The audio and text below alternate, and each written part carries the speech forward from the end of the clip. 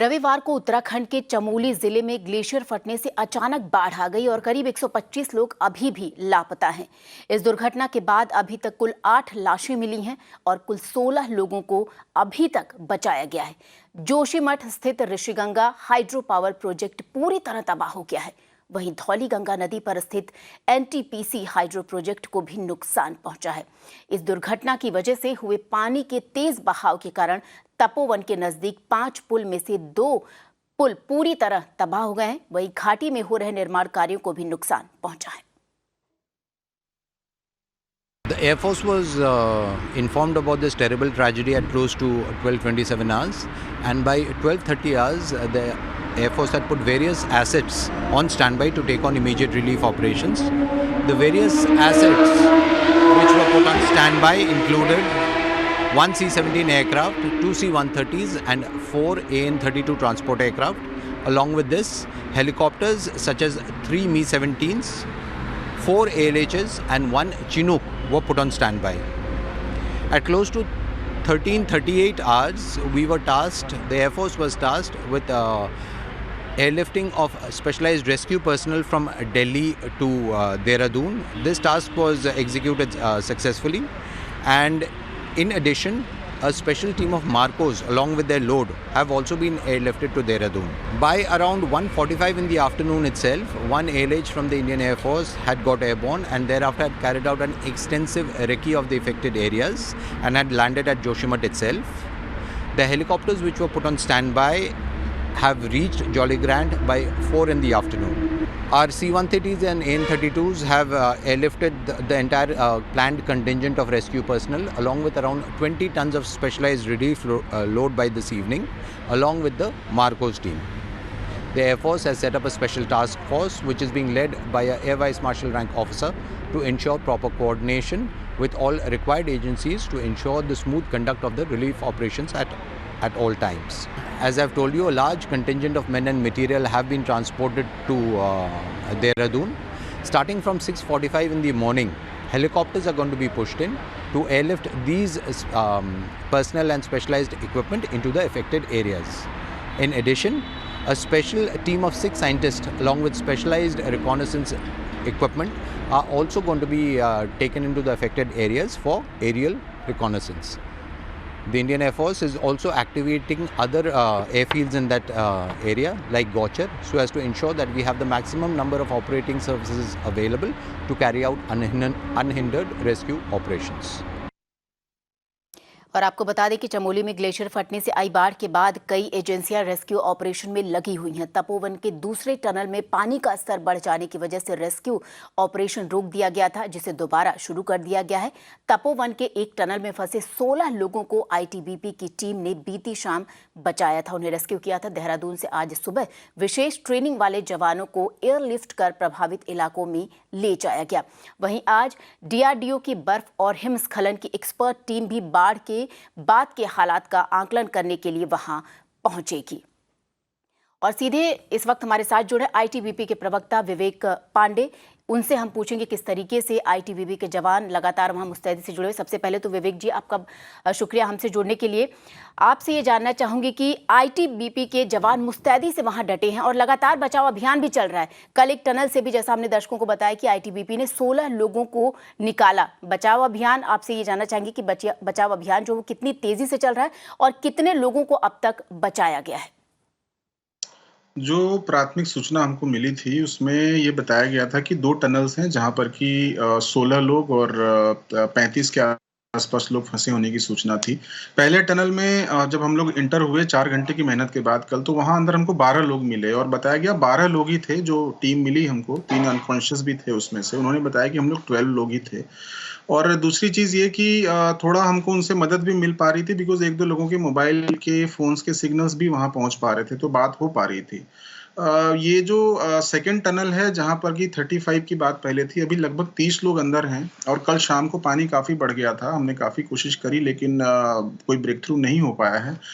हो सकता है अभी सुबह से हमारी टीम्स वहाँ लग गई हैं, लगभग 300 जवान हमारे आईटीबीपी के वहाँ पर लगे हुए हैं और थोड़ी देर में चूँकि हेवी मशीनरी इत्यादि का भी इस्तेमाल किया जा रहा है, काफ़ी मड है और काफ़ी मलबा है जो कि उसके मुहाने पर है जो टनल है। जैसे ही वो क्लियर होगा, हमें उम्मीद है कि हम इन लोगों को निकाल पाएँगे और हमारे जवान वहाँ लगातार काम कर रहे हैं। जहाँ तक डिवास्टेशन का सवाल है, लगभग 170 लोगों के मिसिंग होने की सूचना हमारे पास है, जो स्थानीय प्रशासन द्वारा दी गई है। 7 डेड बॉडीज़ कल शाम तक निकाली जा चुकी थी। 6 लोग इंजर्ड हुए हैं। 5 पुल बह गए हैं, जो बीच में अलग-अलग स्थानों पर थे। साथ ही साथ काफ़ी सारा जो कंस्ट्रक्शन वर्क था, प्लस जो 2 डैम्स थे, वो पूरी तरह से तबाह हो गए हैं। ये सूचना हमारे पास है। हम लोग लेकिन अभी लगातार संपर्क में हैं स्थानीय प्रशासन के और फ़ोकस है कि जो लोग ज़िंदा बच सकते हैं, उनको बचाया जाए और आज दिन भर हम लोग इस सर्च और रेस्क्यू ऑपरेशन में लगे रहेंगे। नदी के किनारों को भी देखा जाएगा, हो सकता है वहाँ कोई लोग बचे हों या फिर ये भी हो सकता है कि कोई रिमेन्स मिले या कोई बॉडीज़ वगैरह अगर मिलती हैं, तो हम लोग दिन भर उसको आज इस सर्च अभियान को जारी रखेंगे।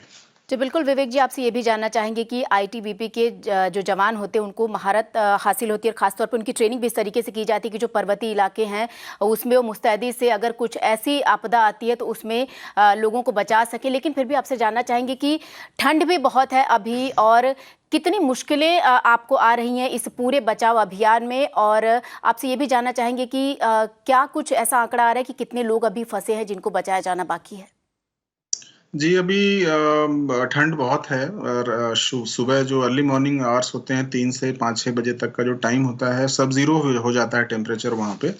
तो उसकी वजह से एक दिक्कत है। सुबह के समय लेकिन नदी का प्रवाह कम होता है। कल जो पानी आना था डैम्स के माध्यम से जो टूटने के बाद पानी आया था, वो तो काफ़ी तेज़ था, लेकिन वो पानी अब निकल चुका है। तो जो नॉर्मल फ्लो है धौलीगंगा और ऋषिगंगा नदियों के माध्यम से जो अलकनंदा में आकर मिलता है, वो है और थोड़ा ऊपर-नीचे पहाड़ों में पानी होता रहता है। तो लेकिन शाम के टाइम पे थोड़ी समस्या होती है चूँकि ठंड ज़्यादा हो जाती है और पानी का बहाव शाम-शाम तक तेज़ हो जाता है।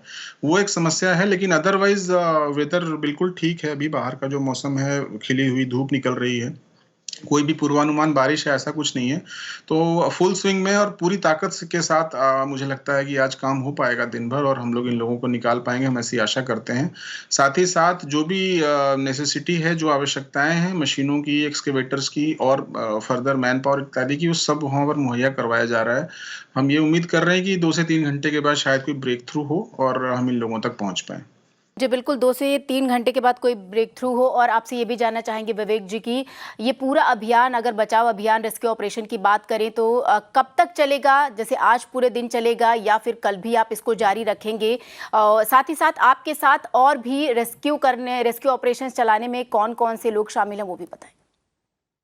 देखिए, ये ऑपरेशन अभी चलेगा और जब तक स्थानीय प्रशासन प्लस हमें ताकीद ना हो जाए कि हम लोगों को जो लोग मिसिंग हैं उनको ढूँढ पाएँ या जो जीवित बचा पाते हैं उनको बचा पाएँ, तब तक हम लोग अपनी कार्रवाई जारी रखेंगे। साथ ही साथ ये भी ध्यान रखा जाएगा कि समय रहते ही हम ये सारे एक्शंस करें, जितना जल्दी-जल्दी रिस्पॉन्स हो जाए अलग-अलग इलाकों में। हो सकता है कि ये ऑपरेशन अभी हो सकता है 1 वीक तक भी चले बिकॉज़ नदी के जो किनारे हैं लगभग 15 से 10-15 किलोमीटर आगे तक या फिर हो सकता है उसके नीचे तक भी, बिकॉज़ ये भी हो सकता है कि बहाव में बहुत लोग बहुत नीचे तक चले गए हों। तो उन सारी चीज़ों को ध्यान में रखते हुए ये अभी चलेगा। साथ ही ये भी बताना चाहूँगा, हमारे साथ जो एजेंसीज़ काम कर रही हैं, स्थानीय प्रशासन काम कर रही है, एसडीआरएफ काम कर रही है, एनडीआरएफ की भी टीमें पहुँच चुकी हैं और सेना की जो टीम्स हैं वो भी हमारे साथ काम कर रही हैं।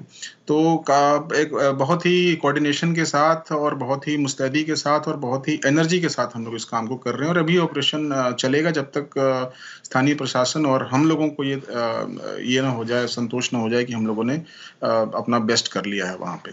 जी बिल्कुल, आखिरी सांस तक जवान लगातार लगे रहते हैं जब इस तरीके की कुदरत अपना कहर बरपाती है। विवेक जी, आपसे ये जानना चाहेंगे कि मुश्किलें आपने बताया, कितने लोगों को बचाया गया, आप तक ये बात आई। अगर हम वहाँ पे नुकसान की बात करें तो कितना नुकसान हुआ है? क्या इसका कुछ आंकड़ा सामने आया, कुछ अंदाजा है आपको?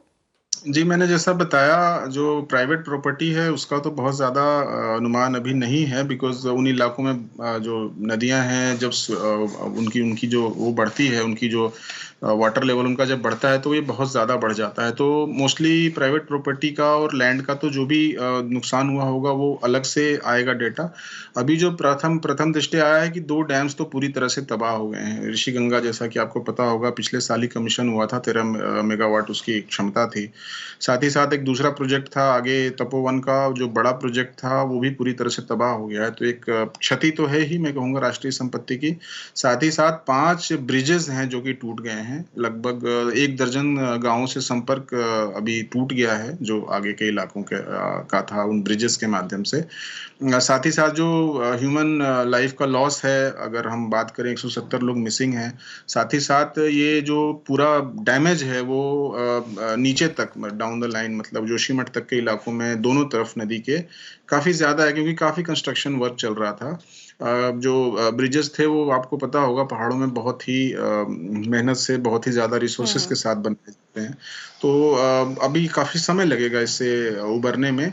और जहाँ तक प्राइवेट संपत्ति के लॉस की बात है तो देखने की बात होगी, बिकॉज़ कई ग्रेज़र्स भी थे इसमें जो भेड़ बकरियां वहां पर चराते हैं। उन लोगों उनके भी 6-7 लोगों के, उनका हो सकता है कि पूरा कैटल का उनका एक ग्रुप होगा। और बाकी भी कई सारी चीजें ऐसी आ रही हैं सामने कि जो लोकल्स थे उनमें से भी करीब 5-7 लोग जो थे वो मिसिंग हैं। तो ये अभी असेसमेंट होगा और स्थानीय प्रशासन इस पे काम कर रहा है। बहुत जल्दी ही और भी फिगर्स हमारे पास होंगे, बट फिलहाल ये है कि ये जो बड़े लॉसेस हैं हमारे, वो उसकी डिटेल इस प्रकार से थी। जी बिल्कुल। और विवेक जी, आपसे ये चीज़ जानना चाहेंगे कि जब इंसान के द्वारा कुछ हानि होती है तो उसे संभालना बहुत मुश्किल होता है, लेकिन जब कुदरत कहर बरपाती है उसमें बचाव अभियान चलाने के लिए किस तरीके से, अगर हम आपसे ये जानना चाहें कि कैसी तैयारी होती है जवानों की, उनका मनोबल बढ़ाने के लिए आप लोग किस तरीके से तैयार करते हैं उन्हें, ज़रा वो भी बताइए। देखिए, हम लोग जवानों को हमारी जो ट्रेनिंग होती है, we are a mountain force basically, और पर्वतों में रहने की ही हमको शिक्षा दी जाती है, चाहे ऑफिसर हो चाहे जवान हो। तो जैसे ही हमारा जन्म होता है इस फोर्स में, मैं बोलूँगा, एक दूसरी ज़िंदगी होती है हमारी, एक नॉर्मल लाइफ होती है, एक आपकी फोर्स की लाइफ होती है। तो हमको सबसे पहले पहाड़ों में गिरना और पहाड़ों में गिर के संभलना सिखाया जाता है। और फिर वो जो भावना दिमाग में आती है कि आप पहले खुद को ताकतवर बनाइए, अपने अपने संसाधनों को ताकतवर रखिए और ज़रूरत पड़े तो लोगों की मदद भी कर पाइए। 1968 में बेलाकुची ट्रेजेडी हुई थी, और तब से लेकर अब तक मुझे लगता है दर्जनों ऐसे हिमालयस में हुए होंगे जो डिज़ास्टर्स हुए होंगे। सभी जगहों पर आईटीबीपी का जो मनोबल रहा है, प्लस इसकी जो ट्रेनिंग रही है, बहुत काम आई है। जी। रॉक क्लाइंबिंग और माउंटेनियरिंग में अलग-अलग जो विधाएँ होती हैं, जिसमें कि रॉक क्राफ्ट होता है, आइस क्राफ्ट होता है, प्लस सर्वाइवल स्किल्स होती हैं। उसमें हम लोगों को बहुत ज़्यादा प्रशिक्षित किया जाता है, और मानसिक रूप रूप से हम लोग हमेशा तैयार रहते हैं। स्पेशली जो इम्प्रोवाइज़ेशन की ड्रिल्स होती हैं हमारी, जो लोकल रिसोर्सेज़ को यूज़ करके लोगों को बचाना वहाँ पर, ऐसे स्थानों पे 2013 में जब उत्तराखंड में फ्लड्स आए थे, उसका एक उदाहरण है जो बहुत ही महत्वपूर्ण है। जी। जिसमें हम लोगों ने लगभग 33,000 लोगों का जीवन बचाया था और बहुत सारी डेड बॉडीज भी निकाली थी, जबकि वहाँ कोई भी रिसोर्स अवेलेबल नहीं था। लोकल रिसोर्सेज का इस्तेमाल करके, रस्सियों का इस्तेमाल करके, रैपलिंग और सेंडिंग रोप्स का इस्तेमाल करके। तो समहाउ हमारे हमारी ट्रेनिंग में और हमारी मानसिकता में आईटीबीपी के शुरू से ही होता है, और we are the first responders in the Himalaya, जैसा कहा जाता है। तो हमें भी एक संतोष की भावना होती है हमारे मन में। कहने को आईटीबीपी एक बहुत ही छोटी फोर्स है, 90,000 की, लेकिन we are very very effective.